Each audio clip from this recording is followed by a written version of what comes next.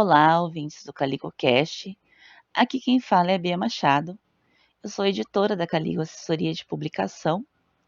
E, para quem não sabe, a Caligo é uma editora classificada como independente, que publica livros de forma tradicional, mas que também promove parcerias para publicação, dependendo de cada caso. E, além disso, a gente presta serviços de editoração em todas as áreas, do processo de publicação de um livro.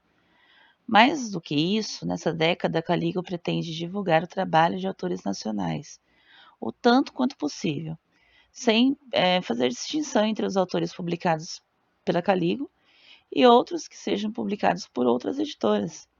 O espaço do escritor e da escritora independente, ou que publica por pequenas editoras, ainda é pouco para o que poderia ser. E a Caligo quer incentivar isso.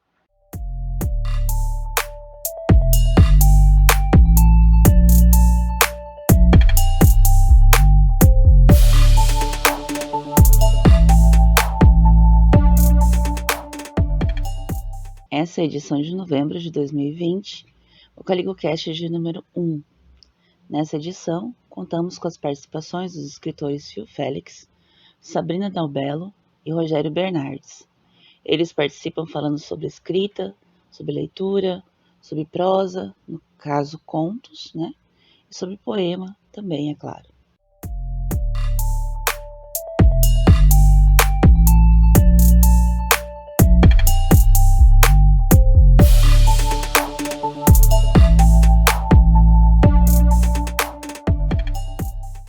Em novembro, nós tivemos o lançamento de 2 livros de poesia de um escritor e uma escritora que eu particularmente gosto muito.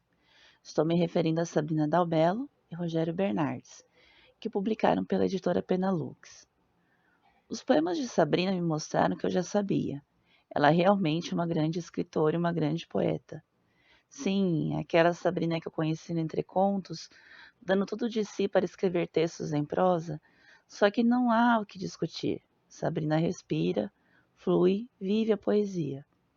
Depois de ler alguns contos seus, comprei seu segundo livro de poemas, Lente de Aumento para Coisas Grandes, também publicado pela Penalux, e eu li em uma tarde. Simplesmente não consegui parar de ler enquanto eu não terminei. Nesse ano de 2020, eu li o primeiro livro dela, o Baseado em Pessoas Reais. Só que dessa vez eu preferi ler aos poucos, deixando sempre um pouquinho mais para o dia seguinte. Para essa edição do CaligoCast, eu pedi que ela falasse sobre o livro lançado esse mês e lesse um poema dele. Quem melhor do que a própria autora para contar para a gente sobre o processo de escrita de seu livro? Você confere agora o que a Sabrina falou para a gente sobre o Rasga-Ossos, seu novo livro, e qual poema ela escolheu para esse podcast.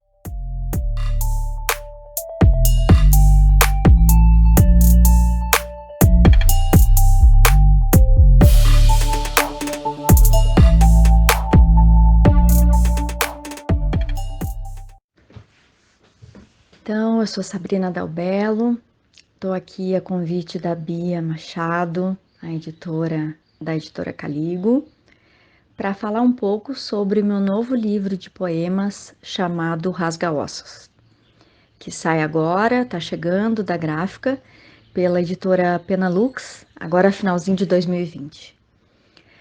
Rasga-Ossos é um livro com poemas diferentes dos outros livros que eu já escrevi, porque baseado em pessoas reais, que saiu em 2017, foi um livro em que eu fiz o exercício de me inspirar em pessoas e transformar elas em poemas. Então, eu metaforizei pessoas, como se fosse assim. E Lente de Aumento para Coisas Grandes, que saiu em 2018, eu tentei focar nas grandes, pequenas coisas da vida, do dia a dia, que nos permeiam, que nos rodeiam, e condensar essas grandes, pequenas coisas em poucas palavras. Então, por isso, uma lente de aumento sobre as grandes coisas, né?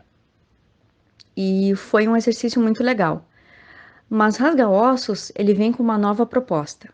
Eu tentei escrever de uma forma um pouco mais liberta, sobre medos, anseios, experiências ruins, experiências boas, que deixam de alguma forma uma marca, que deixam uma lembrança, ou seja, um medo, um fracasso, uma e também por perceber coisas que acontecem ao meu redor, principalmente, claro, né? Porque eu acho que o poema ele é o que a gente escreve, ele é muito feito do que a gente vive, do que a gente vê, do que a gente observa. Então, por exemplo, eu sou servidora pública e eu trabalho com documentos oficiais. Então, eu me dei a liberdade de escrever um poema em formato de ofício. Então, é um poema concretista, né? Porque ele é um poema que tem um formato específico. E dentro desse ofício, eu, de uma forma irônica, eu chamo atenção, às vezes, para pouca oficialidade que um ofício tem, né? Então, foi um exercício, né, de libertação para poder falar de coisas, talvez, sob um aspecto mais ácido, mais irônico, mais cínico e mais também assombroso, né? Porque tem um poema, por exemplo, chamado Medo. Esse poema chamado Medo, ele tem um fundo de experiência pessoal nas casas em que eu vivi. A casa em que eu vivi até os meus 8 anos de idade era uma casa em que a gente olhava pela janela, pela porta da frente, e tinha uma visão muito ampla. Então, isso fez com que a criança, né, eu criança, tivesse um medo daquela coisa tão grande que estava da porta para fora, porque o mundo realmente é apavorante. Aí, nos meus 9 anos de idade, até eu casar e sair de casa e ter minha própria casa, eu morei numa casa que era condenada. Então, se a gente não tivesse morando ali, ela teria sido colocada abaixo. Então, aí vocês imaginem o que era o ranger dessa casa, o que eram os estalos dessa casa, o que era um vento nessa casa. Então, nesse poema chamado Medo, eu coloco uma série de observadores, talvez uma família, talvez um grupo de crianças, talvez, porque ele é escrito em primeira pessoa do plural, com medo de um vento forte que bate a porta.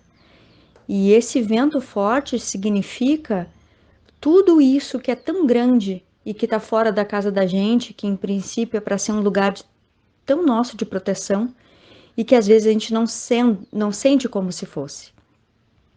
Então é aí né? E esse poema serve de exemplo para o que eu quero dizer, o processo de escrita de Rasga-Ossos, né? O que eu quero contar sobre isso. Foi um processo de experiência pessoal, de observação de coisas ao meu redor, de coisas dos outros e minhas, né? Com certeza muito minhas. E foi muito legal de escrever, ainda que ele tenha essas questões, ele não é um livro triste, está longe de ser, mas ele é um livro que é para refletir, para que a pessoa pare para pensar, talvez, sobre a sua casa, por que não? Sobre ter um filho, sobre o medo que ela tem, sobre o cansaço de chegar em casa à noite do trabalho, sobre o valor de uma nota de R$ 10, sobre o papel de uma mulher dentro de uma família. São só para exemplos de temas de alguns poemas. Mas tem poemas que são, por exemplo, em forma de sonetos. Eu tenho 2 sonetos no livro. Tem alguns poemas mais curtos, alguns poemas mais longos. Esses poemas concretos. Eu tenho um poema que eu faço uma brincadeira com tudo na vida, dúbio, né? Essas coisas que a gente acha que a gente joga para a vida, ela nos devolve. E aí tem uma brincadeira com um destaque de letras dentro do poema em que se forma a expressão bumerangue em movimento. Então é isso, eu espero que as pessoas que leiam sintam, tenham uma experiência de sensação, de reflexão, de puxa, eu não tinha pensado sobre isso, sob esse ponto de vista, e que se divirtam, porque tem bastante coisa engraçada, tem poema leve, é óbvio, né? E foi escrito com muito cuidado e com escolha de palavras e tem ilustrações maravilosas da Evelyn que vieram enriquecer muito o texto, né, feitas especialmente para o livro da Evelyn Postale. E é isso. É um livro escrito com muito cuidado e com muito carinho. Espero que todos os leitores apreciem. Do livro Rasga-Ossos, de Sabrina Dalbello, o poema Na Teoria o Céu é Azul.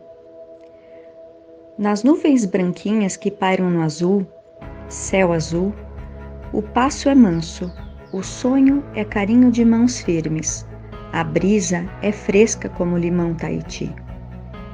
Nas lavas brumosas que incendeiam o inferno, inferno vermelho, o coice é manso, o sonho é azedo como limão Tahiti. A brisa é soco de punho firme. O passo pegou carona na flecha, cortou nuvens e brumas, mas não atingiu nada, a não ser terra firme. Reconhecimento não tem cor. Na teoria, o céu é azul. Na teoria, o inferno é vermelho. O caminho entre um e outro, na teoria, deixa marcas roxas. Eu pedi ao Phil Félix, um escritor que participa dos desafios do site Entre Contos, que falasse um pouco sobre o que ele está lendo e escrevendo nesse momento. Por coincidência, ele nesse momento está lendo os contos participantes do desafio de tema loucura, porque ele escreveu para esse desafio.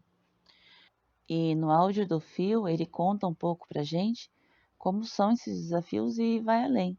Ele mostra o quanto um site como Entre Contos pode promover contos de autores iniciantes ou até mesmo dos que já possuem textos publicados, fazendo com que sejam lidos e que recebam comentários com dicas para melhorar a sua escrita.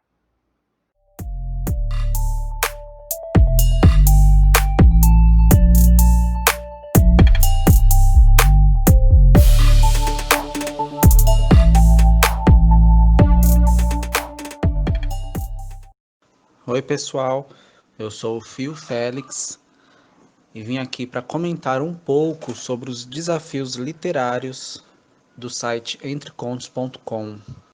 Para quem não conhece, o site Entre Contos, ele propõe alguns desafios literários no decorrer do ano. Cada desafio com algumas regras, né? Às vezes é proposto um limite de palavras, seja até um conto de até 1.000 palavras, 2.000 palavras, 3.000, e também com um tema específico, né? O desafio final agora de 2020 é sobre loucura e um conto de até 3.000 palavras. E assim que o desafio é proposto, nós temos um prazo para poder escrever este conto, né?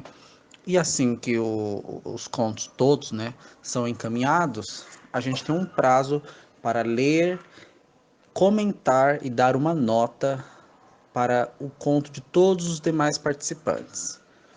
O slogan principal do Entre Contos é que é um desafio feito de escritores que orgulhosamente também sejam leitores.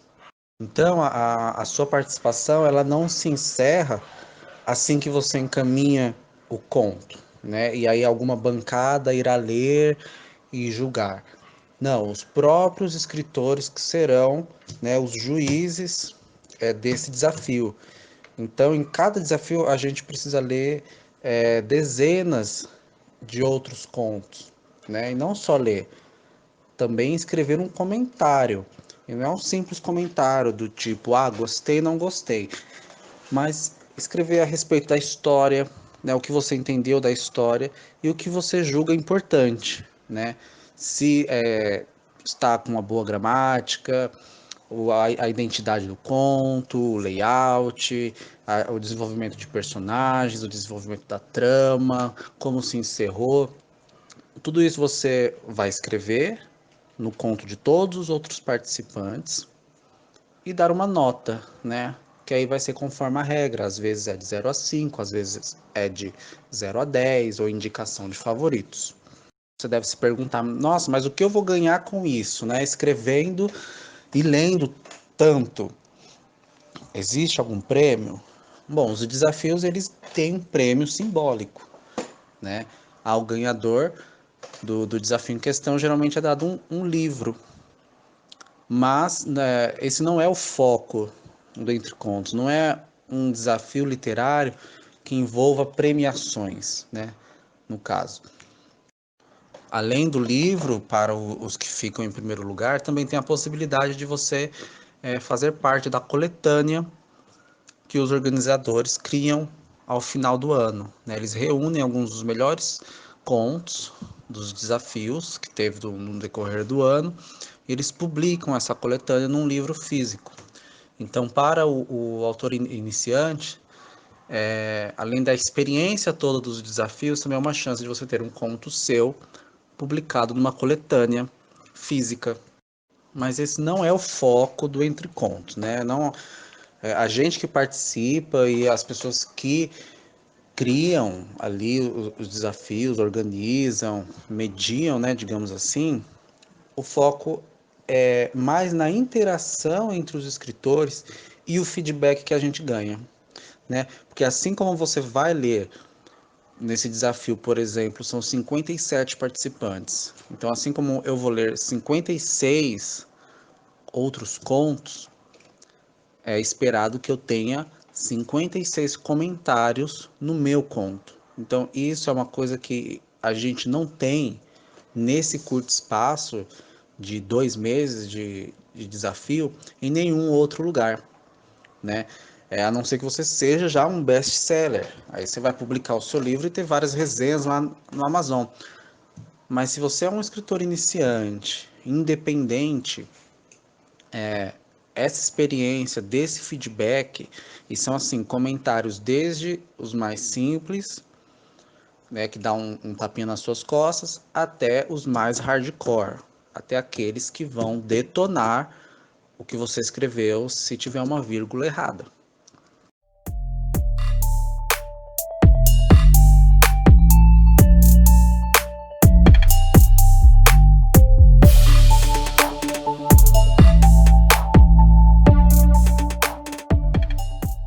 Isso ajuda muito no processo de amadurecimento da nossa escrita, né? Eu costumo dizer que existe o fio antes de conhecer o Entre Contos e o fio que veio depois. Porque além de você criar uma casca para aguentar certas críticas, né, você vai percebendo também o seu público, né? As pessoas que costumam gostar do que você escreve, as pessoas que costumam não gostar, porque é difícil a gente agradar a todos, né?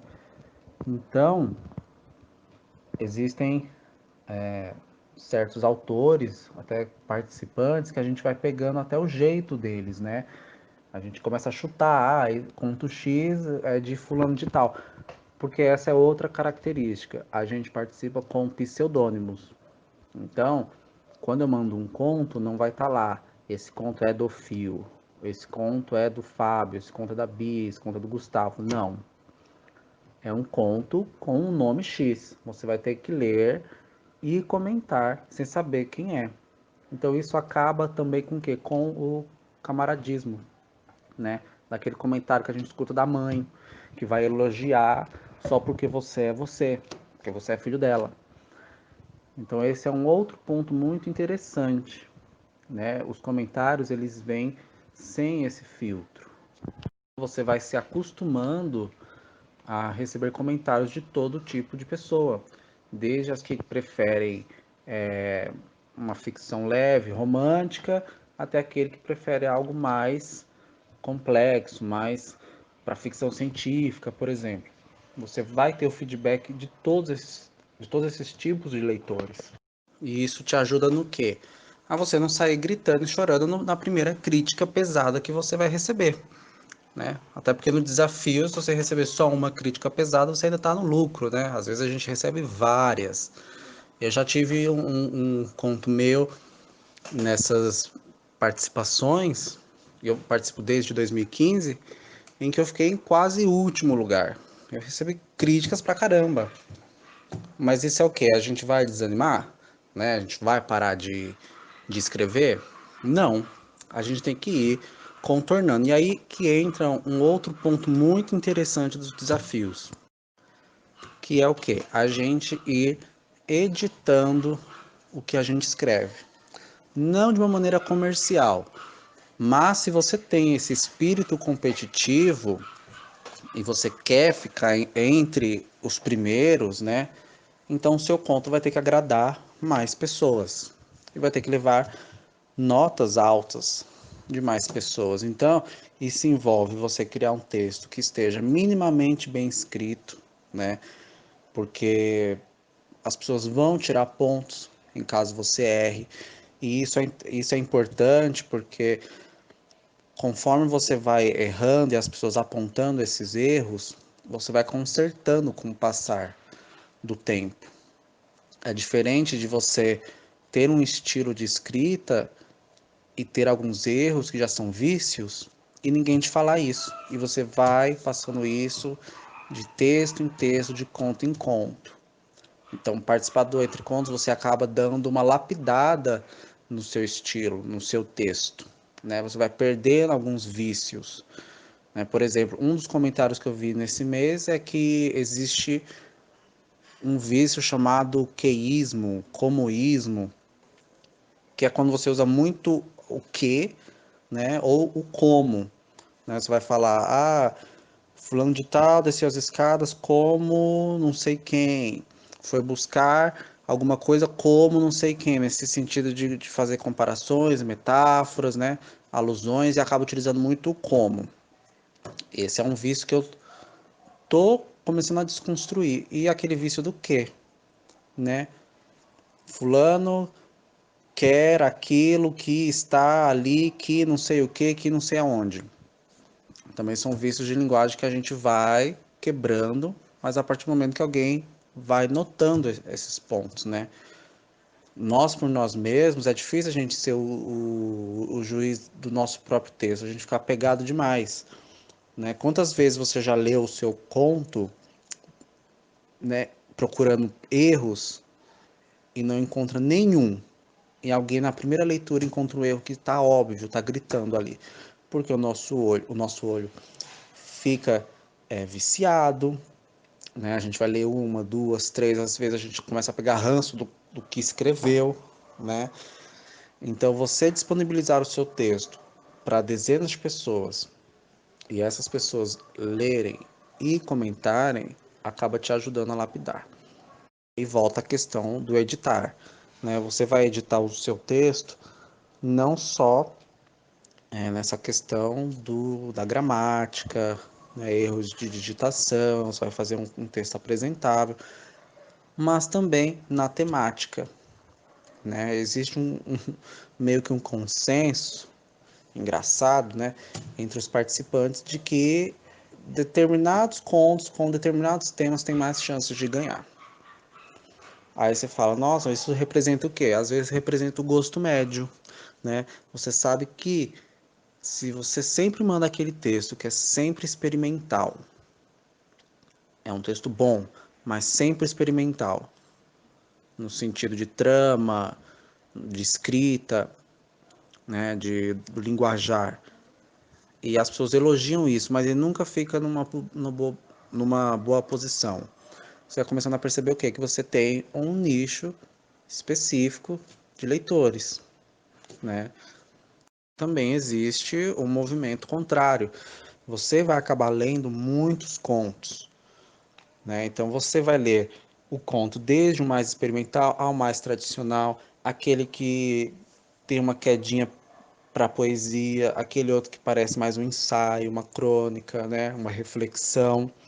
E você vai percebendo, às vezes lendo o comentário das outras pessoas, né, naquele conto específico, como que ele é visto, né, pelo público geral. Se é bem aceito, se não é aceito. E isso é de gente que está escrevendo hoje, são os nossos contemporâneos. Então a gente foge um pouco de ler aquele autor que a gente já sabe que vai gostar, né? Daquele autor que é famoso. A gente foge um pouco dessa linha, a gente se força a ler gêneros que nunca leríamos. Então, assim, já teve um desafio de ficção científica. Então, imagine para alguém que não gosta de ficção científica, ler 40 contos de ficção científica. Você acaba percebendo as nuances do tema ou do gênero, né? Você vai percebendo por quais caminhos você pode seguir, que não seja aquele que está pré-definido na nossa cabeça. A gente vai começando a perder certos estereótipos, também vai começando a perder certos preconceitos. Essa brincadeira a gente vai começando a conhecer outros modos de escrever, né? Que não seja o nosso ou de autores que a gente costuma ler e gostar. A gente acaba fugindo da zona de conforto, né? Eu acho que essa é uma frase que condensa bem o espírito do Entre Contos. A gente fugir da zona de conforto, tanto na questão da leitura, né, quanto da escrita, né, que a gente vai às vezes escrever algo que nunca imaginaríamos, quanto das críticas que nós vamos receber, né? Para o autor que está com o ego lá em cima, às vezes vai ter que descer um pouco do pedestal em algumas situações e perceber que às vezes o seu texto possui sim falhas, você tem o que melhorar, a gente sempre tem algo bom a desenvolver, a melhorar, a aprofundar. Então, tudo isso é muito bom para o desenvolvimento do nosso processo criativo, né? Porque imagina, vou usar o meu processo como exemplo, mas acredito que funcione com muitos outros autores que participam, né? Você às vezes está com zero ideias. Se te passar um tema livre, você vai ficar ali remoendo aquilo por dias. Mas quando fala, o tema será tarô, parece que comigo imediatamente já vem alguma coisa na minha cabeça. Já me ajuda a ir moldando uma primeira história. E aí entra a questão das regras, né? A questão que vai te forçar a sair da zona de conforto. Porque quase sempre você não terá uma liberdade para escrever o que você quer, da maneira como quer. Você tem ali, primeiro, um limite de palavras. Então, supondo que seja 1000 palavras, como colocar a história que eu quero dentro de 1000 palavras? Dentro de uma ou duas páginas de um arquivo do Word. Às vezes o que você pensou é imenso. Então você vai precisar editar, cortar, lapidar, né? Isso também funciona como uma experiência caso você queira participar de concursos, outros tipos de concursos que acontecem por aí, né? Onde tem premiação em dinheiro, são concursos maiores. Você precisa se enquadrar em determinadas categorias, gêneros e formatos. Outro ponto é fazer aquele papel inverso. Como minha história será avaliada? Será que ela está clara, no sentido de minhas ideias estão bem expressadas ali? Ou ficou um pouco confuso? Será que eu vou aguentar o tranco? Né? Será que eu vou bancar a história que eu estou criando? No sentido de, fiz uma história que é experimental, mas eu gostei, acredito que vá para frente. Mas você vai bancar, aguentar as críticas em torno desse aspecto? Então, tudo isso vai passando pela minha cabeça enquanto eu estou escrevendo. Resumindo, o Entre Contos, ele traz essa proposta de você ter uma nova experiência, tanto com o seu próprio texto, né, de como você vai lidar com ele no processo e também com as críticas que você vai receber, e também um novo processo, uma nova experiência com a literatura em si, com novas leituras, com críticas que você vai ter que criar. Isso não tem em nenhum outro lugar, pelo menos eu não conheço nenhum outro grupo de escrita em que o ego não é a coisa mais importante, como a gente vê muito por aí. Então, para quem não participa ou tem interesse em participar, super recomendo a experiência e que persista nela, né? Para quem já é participante do Entre Contos, que comente um pouco como que lida com essa questão de ter o seu texto, né, lido e criticado por tantas pessoas, como que é esse processo de você escrever já com isso em mente, né? Muda de você escrever livremente. Espero que tenham gostado da conversa e que isso sirva de motivação, né? Para que a gente continue escrevendo e criando e levando aí esses nossos filhos adiante. Um beijo, um abraço, tchau!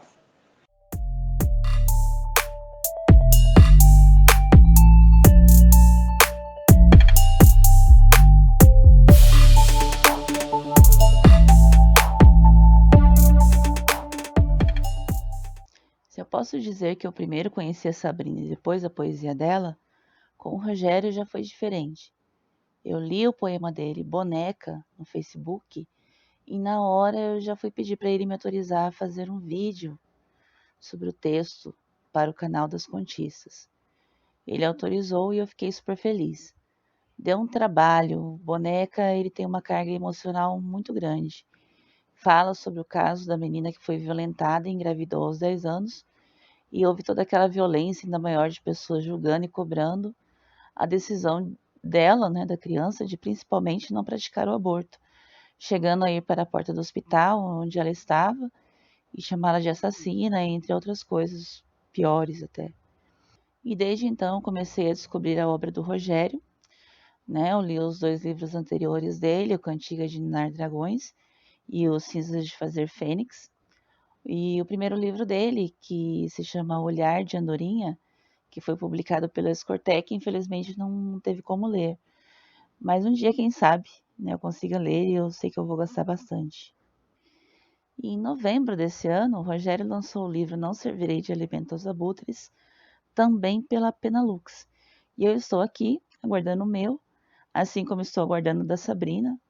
E eu não vejo a hora desses 2 livros maravilhosos chegarem aqui, pelo tanto que eu já conferi nas redes sociais, né, e dos livros anteriores. E eu também pedi para o Rogério falar sobre esse livro e fazer a leitura de um poema dele. Para a leitura, nós acabamos usando o áudio do book trailer do livro, que ficou muito bom. O texto incrível do Rogério, que é o poema Invisível, é um poema forte, como é a característica da maior parte dos textos dele, né? Música e poema combinaram muito. Não Servirei de Alimento aos Abutres é o meu 4º livro. O terceiro pela editora Penalux, e é um livro que surgiu de uma necessidade muito grande que eu tive de me expressar, especialmente este ano, em função de tudo que está acontecendo, né? Principalmente da pandemia, né? Do coronavírus, da quarentena. Surgiu dessa necessidade de falar sobre coisas que eu vejo ao meu redor, mesmo quando eu estou dentro de casa, né, na minha quarentena, porque eu não sou do tipo negacionista, né?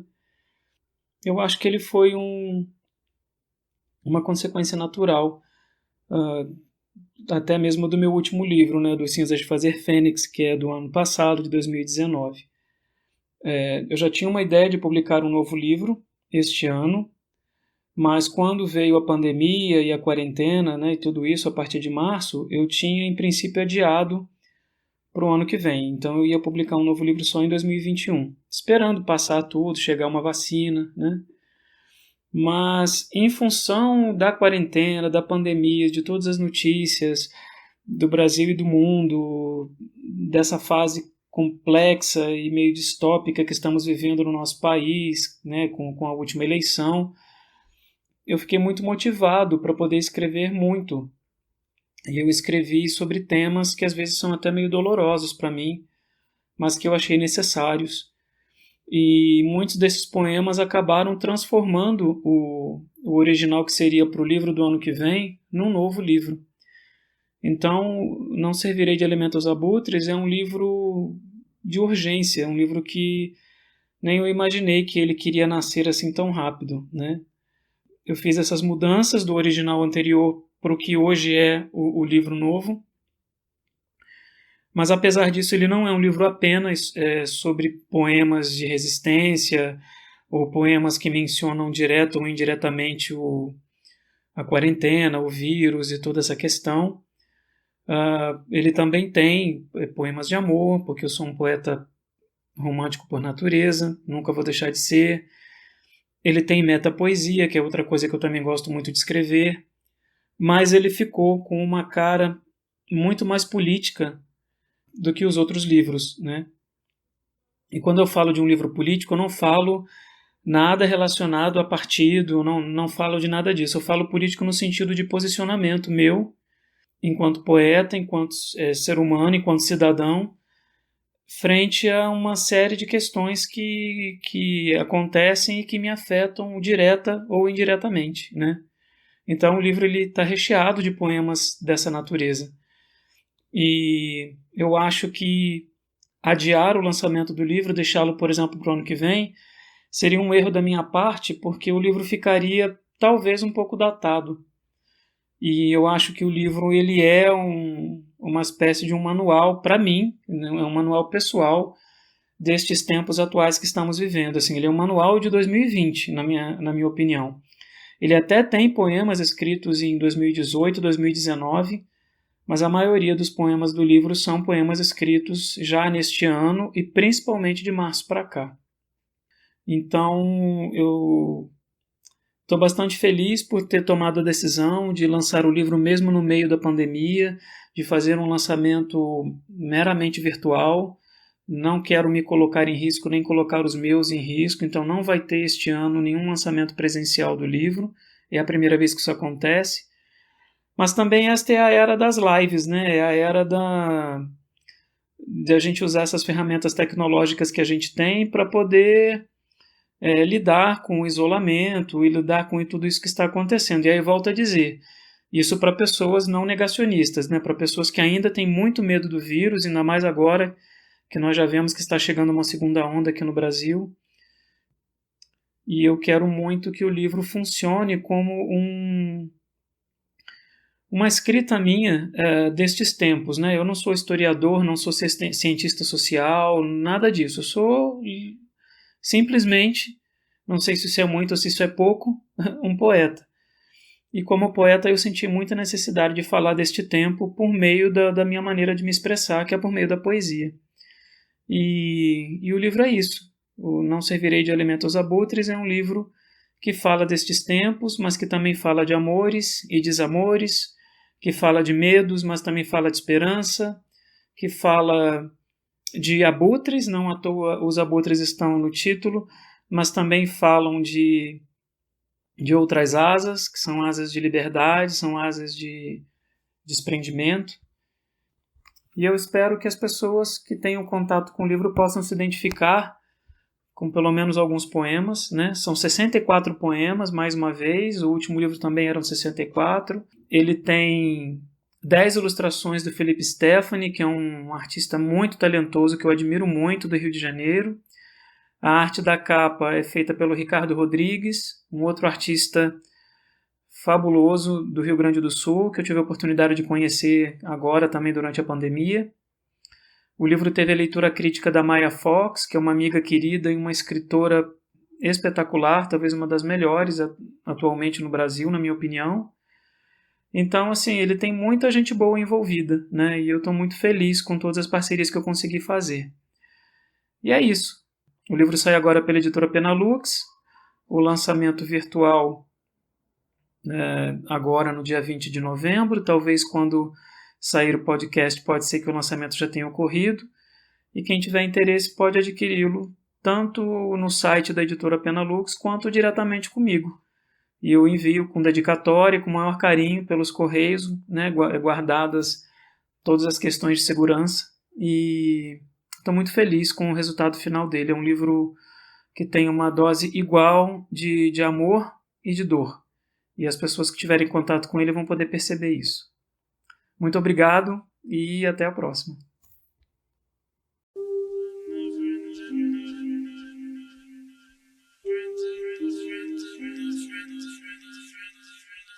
Não sei como se deram os pedidos de clemência no Vietnã, nem como estava a noite anterior nas praias da Normandia. A guerra tem sempre a audácia de ser diferente em cada lugar.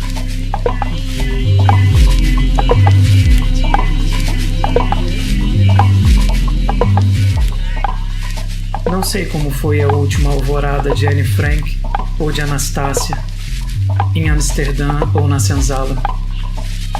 Só sei que agora clamo por liberdade no bunker com tapetes da minha sala. Não sei quem chegou a ver a bomba acima de Hiroshima, a forma da nuvem de sarim, a cor pulverizada de antraz. Só sei que eu vi o olhar perdido na janela do casal octogenário acenando para os netos, como se fossem 2 soldados despedindo-se para a guerra no derradeiro cais.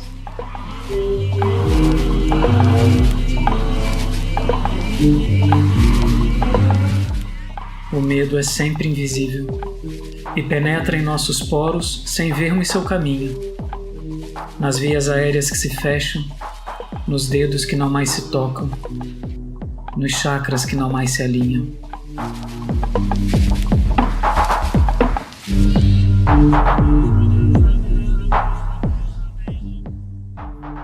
Sem cheiro, nem gosto, nem data, um veneno atravessando máscaras, traças devorando livros de história.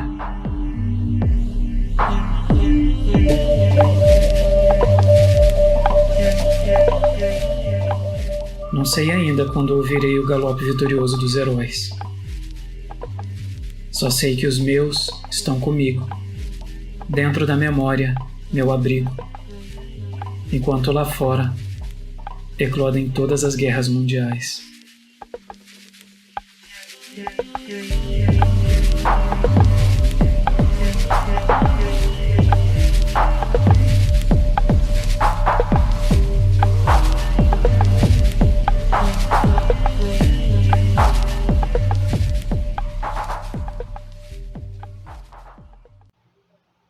Bom, para encerrar essa edição, eu faço a leitura de 2 poemas da Sabrina, 2 poemas curtinhos, Os Julgamentos e O Subúrbio, que são os meus preferidos do livro Lente de Aumento para Coisas Grandes. E logo em seguida você confere a leitura de Boneca, de autoria do Rogério, que foi feita para o canal dos Contistas. E eu fico por aqui. Desde já eu agradeço muito a você que ouviu até o final.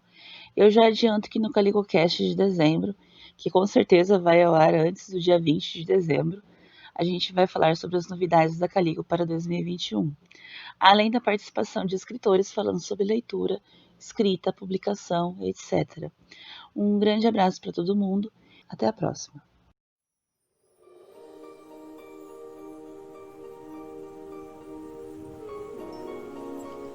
Julgamentos, de Sabrina Dalbello. Quisera eu um canto breve, e calmo, e límpido, e ser música. Quisera eu uma fala direta, e leve, e educada, e ser ouvida em 7 línguas. Quisera eu um olhar fixo, e reto, e brilhante, e ser interpretada pelo que sinto. Quisera eu chegar a ti, e tu me veres como sou, não pelo que quiseras tu eu fosse, eu me calaria.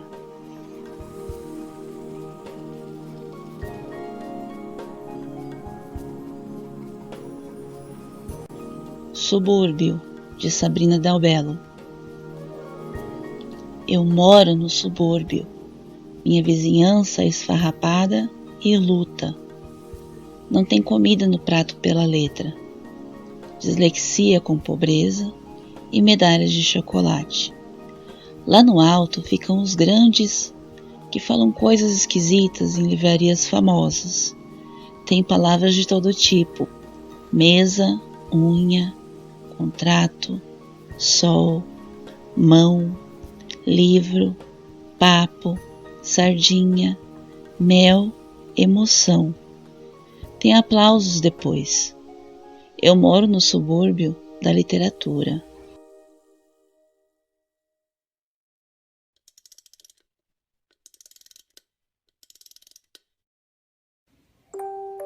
Eu só queria uma boneca, para brincar de trocar a roupinha e de dar chupeta quando ela chorasse. Se ela chorasse, porque tem boneca que nem chora. Eu queria brincar de boneca e de pique, e de costurar de mentirinha, e de desenhar, e de pintar, e de cortar, e de imitar alguma artista. Eu queria brincar de ser menina, não de ser boneca. Eu queria uma boneca quando eu tinha 6. Eu ainda quero uma boneca com 10, mas eu não sabia que a boneca era eu. Brincaram de tirar minha roupinha, brincaram de me desmontar, de arrancar minha cabeça, meus braços e minhas pernas e minha inocência, que eu nem sabia que só meninas e bonecas tinham. Eu queria brincar de pique, de contar até 10, para procurar e achar outras meninas e outras bonecas, mas eu só contava até 10 para esperar que acabasse. Eu contava até 10 para pararem de desmontar a minha cabeça, os meus braços e as minhas pernas, principalmente as minhas pernas. Eu contava até 10 porque às vezes no 10 acabava, mas às vezes no 10 só começava.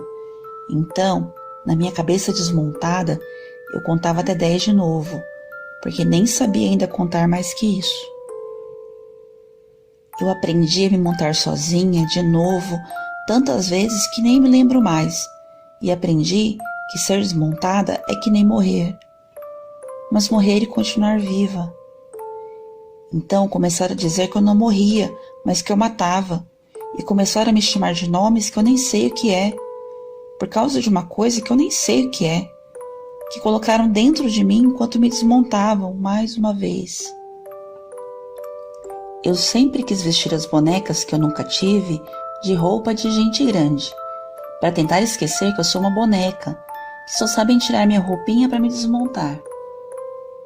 Eu queria uma boneca vestida de enfermeira, que desse injeção de mentirinha nas outras bonecas das minhas amiguinhas que eu nem sei se também eram desmontadas.